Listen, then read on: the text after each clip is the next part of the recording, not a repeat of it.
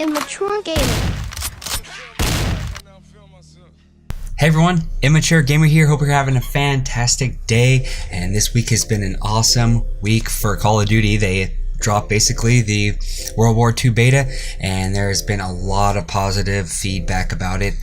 And there's been a few negative things, but for the most part, everyone has said this game is badass. So I haven't yet put my hands on it, but I've been watching a lot of videos, been reading all the news about it, and I just kind of wanted to touch up on some positive things I think that this community has been doing for this game. So basically, it's just a beta, right? This is not the full game. This is to help the developers make the game the best it can be at launch. So Sledgehammer has been listening to us, guys. They have been listening to our feedback, and they are addressing some of these issues immediately right now, or for next week's beta, or for at least hopefully it'll be addressed at the launch of the game. So Michael Condrey, who is the main head game developer for Sledgehammer, announced over Reddit that these are some of the key issues that they're currently working on, or maybe as this video has been released, they have been fixed. So the first thing he went over was the overhead camera esports feature. Basically, it's kind of a new video angle for competitive game mode types, like for COD champs or stuff like that. People, when they saw it, it's actually pretty cool, but they were wondering why, like in Hardpoint, why the Hardpoint area wasn't kind of highlighted, or so they thought that was a good idea, and they're going to work on that. So it's going to make it even that much better.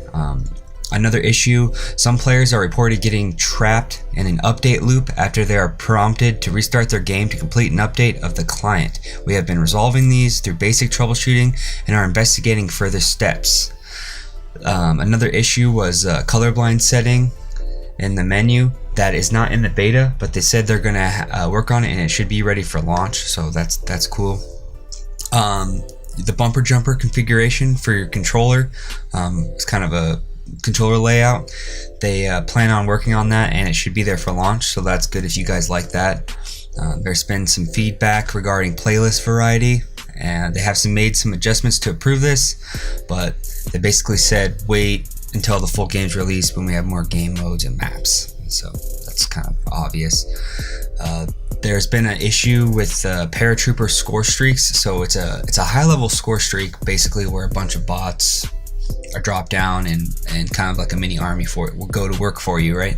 Well, one, they don't really get that many kills for such a high level score streak, and two, sometimes they fall outside the map and just die. So they do know about it, and they are going to work on that. So that's kind of kind of cool that they're addressing that issue. They're also investigating a bug that causes some players to be kicked back to the main menu after accepting an invite from the load screen of any map. They're working on a bug causing the title to crash when an invitee accepts an invite while entertaining a match when the inviter is also entering the match.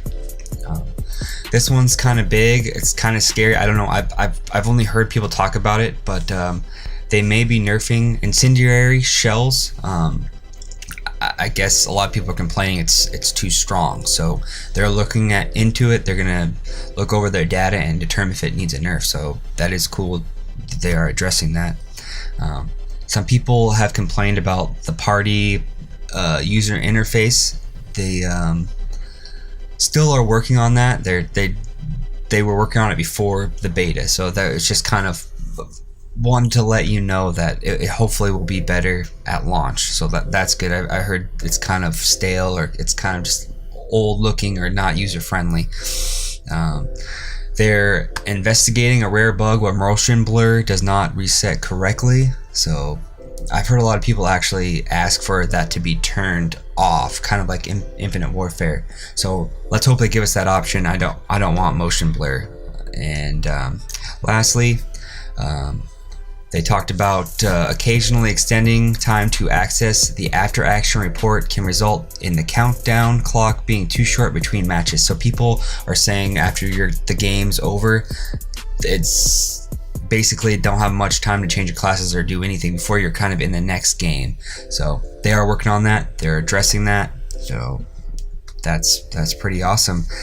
I think it's great that they're addressing our concerns, right? That's what we want as a community. So everyone that's voicing their opinions, keep doing it. It'll make this game the best it can be. Make sure if you do have any issues while you're playing it and you think something should be fixed, go on the subreddit World War II. It's right in there, and hopefully they see your post and it can get addressed. So that's kind of all I have today, guys. We got one more day of beta, and you PS4 people, hope you're having fun. I'll be on next week, and I'll be dropping a bunch of information and videos about it. I hope you guys enjoyed this video. I'm Immature Gamer, and I'm out. Make sure you subscribe so you don't miss any new videos, and thank you for watching.